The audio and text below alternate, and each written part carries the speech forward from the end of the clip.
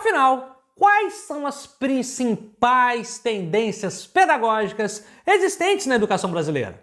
Enfim, eu sou o Felício Molinari e essa é a Filosofia Explica de hoje.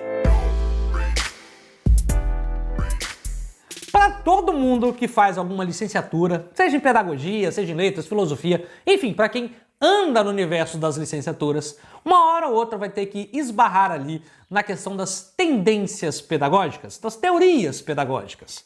E isso é um calo para muita gente. Mesmo para gente que faz licenciatura, não estudou isso na faculdade, mas vai prestar concurso, por exemplo, vai precisar aqui saber que tendências e teorias são essas. E muita gente tem dificuldade de entender quais são.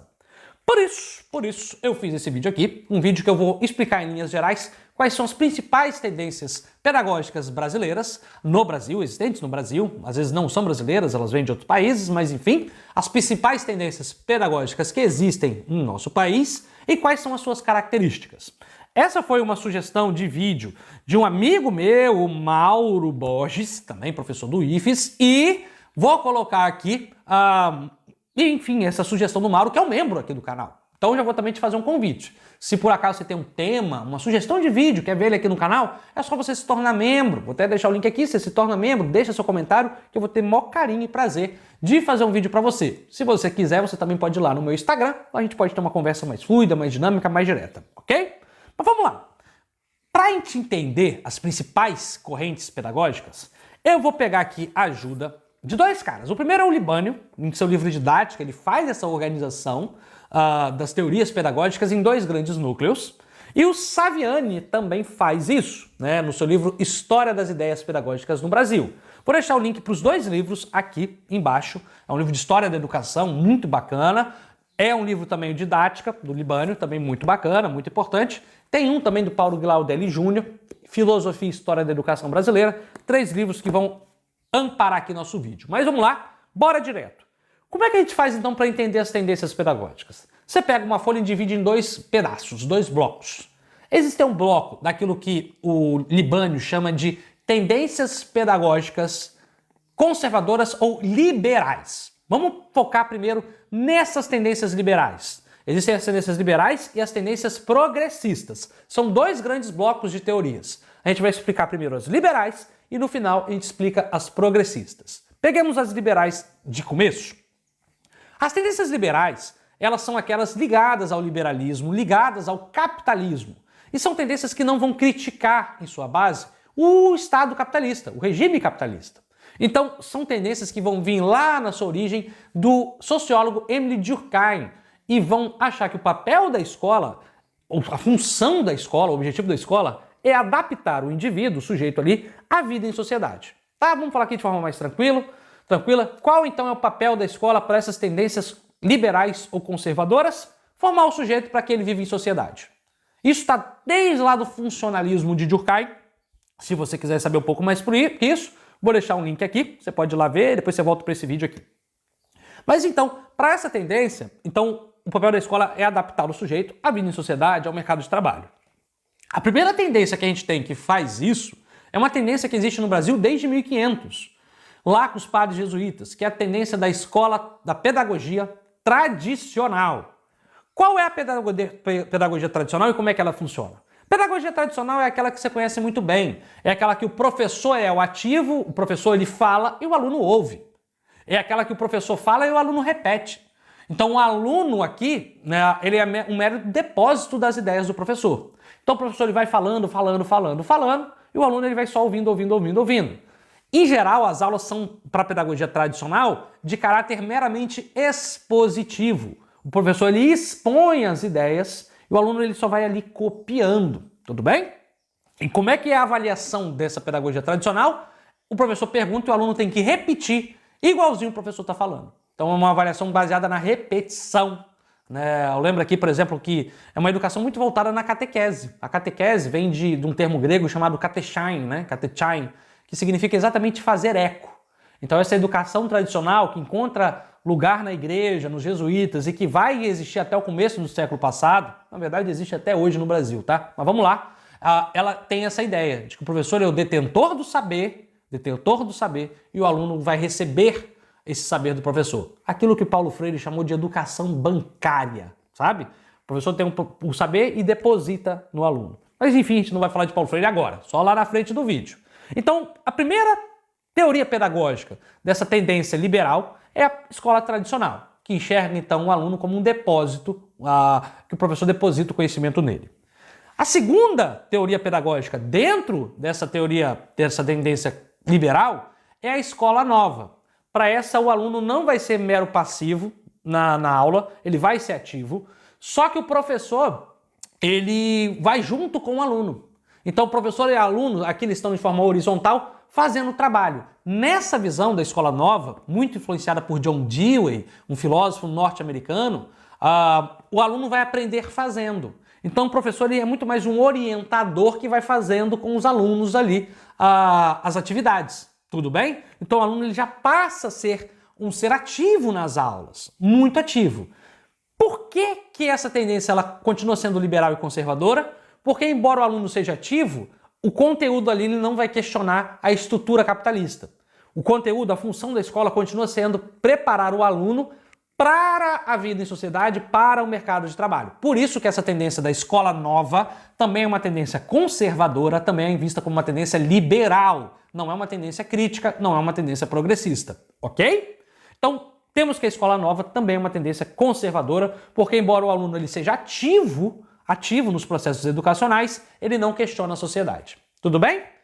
Por fim, a gente tem uma última tendência liberal e conservadora, que é a tendência tecnicista.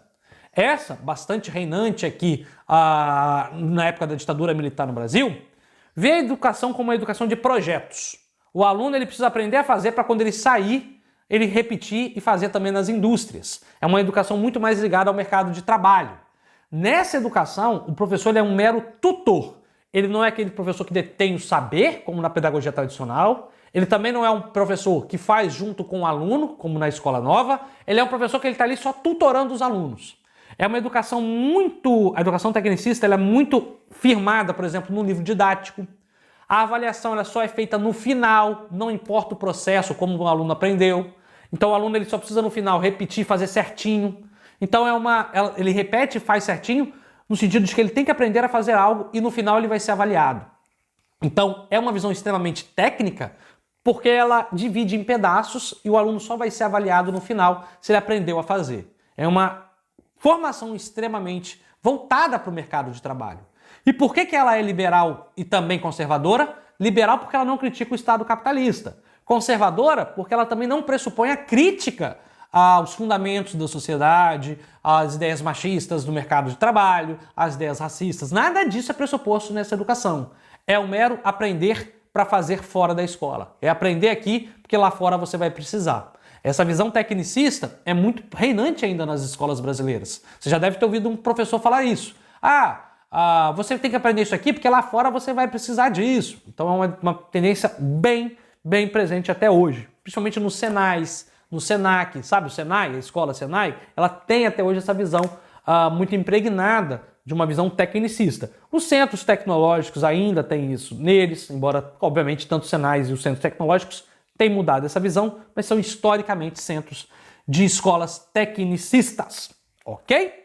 Pois bem, essas são as teorias pedagógicas liberais ou conservadoras. Resumindo, a escola tradicional, a escola nova e a escola tecnicista.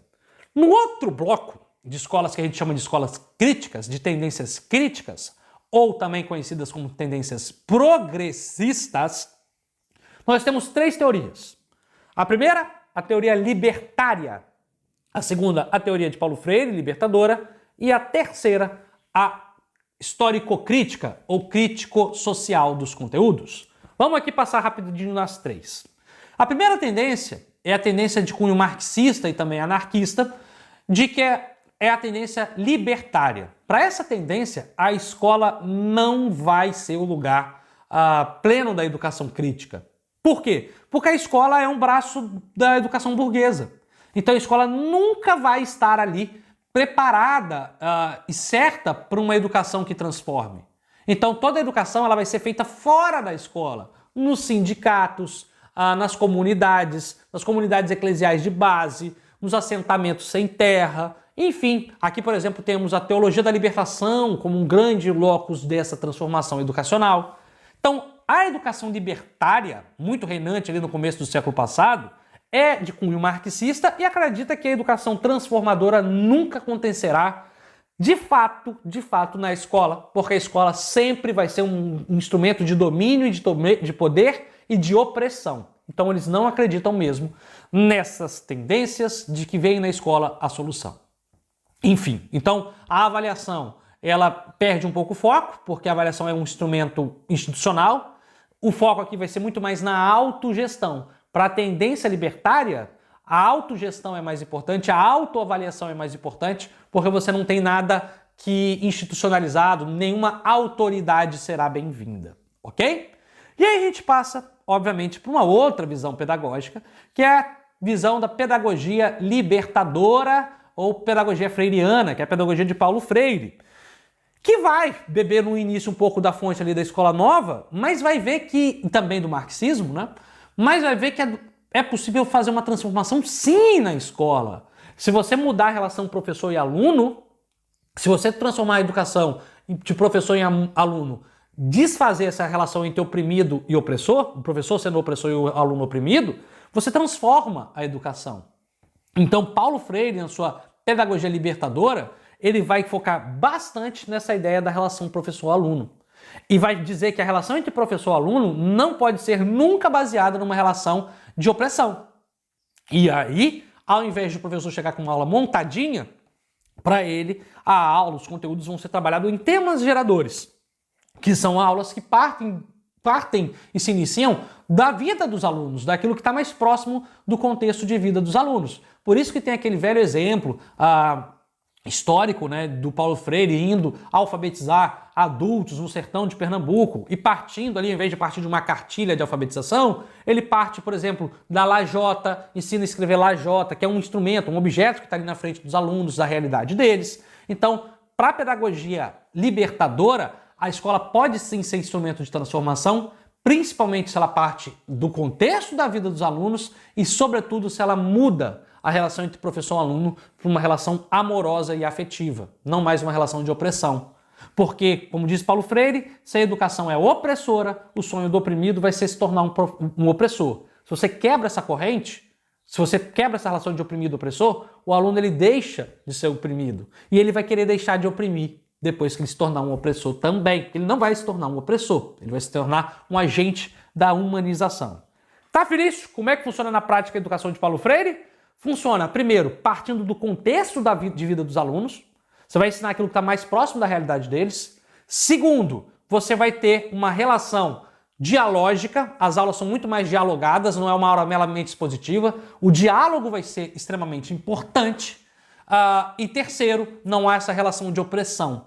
Há uma relação de cuidado extremo do professor para com o aluno. Há a ideia de autoridade do professor, mas essa autoridade não é confundida com autoritarismo, porque o professor ele vai estar sempre preocupado nesta relação, ok? Essa é a tendência libertadora de Paulo Freire, a pedagogia libertadora de Paulo Freire dentro da tendência progressista ou crítica. Mas falta ainda uma, que é a tendência histórico-crítica, histórico-crítico dos conteúdos, ou crítico-social dos conteúdos, muito proposta por Saviani, por Libânio e por tantos outros autores. Essa tendência, que eu posso dizer que é a tendência das clássicas no Brasil, a última, a mais atual, a mais próxima da gente, ela vê o seguinte: olha, de fato, a escola pode ser um instrumento de transformação. De fato, a escola nova está certo no sentido de trazer os alunos para o debate. O aluno não é um mero ser passivo. Então a histórico-crítica ela concorda um pouquinho com a escola nova e ela concorda com Paulo Freire, no sentido de, primeiro, o aluno ele tem que ser trazido para o debate, tal como diz a escola nova, e segundo, o Paulo Freire está certo, a escola é um instrumento de transformação. Tá, então qual é a grande diferença da histórico-crítica dos conteúdos? Porque, como o próprio nome diz, não basta só a gente mudar a relação professor e aluno. Para essa tendência elaborada por Libânio e Saviani, um outro fator importante é a gente repensar os conteúdos que são ensinados em sala de aula. Porque não é só a relação professor e aluno que ela é uma relação entre oprimido e opressor.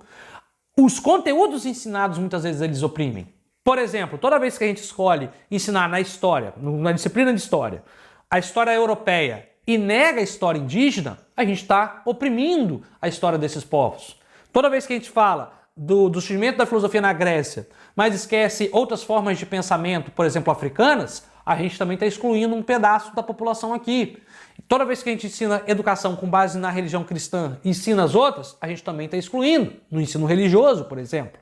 Então, para essas pessoas, tão importante quanto a relação professor-aluno vai ser repensar os conteúdos que são ensinados. Então, os conteúdos eles vão ser muito importantes e vão precisar sempre serem revistos para saber se eles estão incluindo mais gente, se eles estão, de fato, ancorando uma educação plural e democrática. Ok? Esses dois eixos são as principais tendências pedagógicas que a gente tem no Brasil. Resumindo, na tendência conservadora, também chamada de tendência liberal, a gente tem a escola tradicional, a escola nova e a escola tecnicista. Joga elas de lado. Do outro lado, nós temos o quê?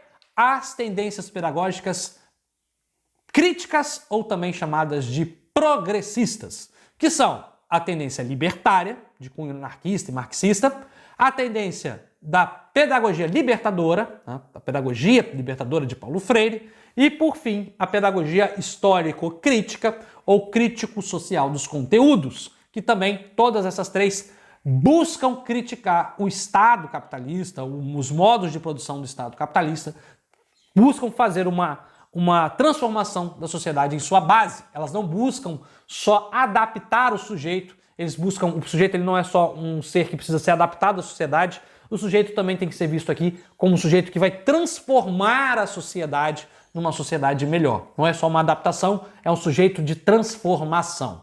Essa talvez seja a grande diferença dessas duas teorias. Uma busca formar um sujeito adaptado à sociedade. A outra busca formar um sujeito que transforme a sociedade. Sujeito de transformação. Ok? É isso. Eu espero que esse vídeo te ajude nas suas disciplinas, na sua matéria escolar, na faculdade, né? Escolar não, porque eu acho que na escola ninguém vê mais isso. Mas na faculdade, nos concursos públicos, você vai precisar dessa aulinha. Tá aí feito. Eu sou o Felício Molinari e vou ficando por aqui. Tchau, tchau. Até a próxima.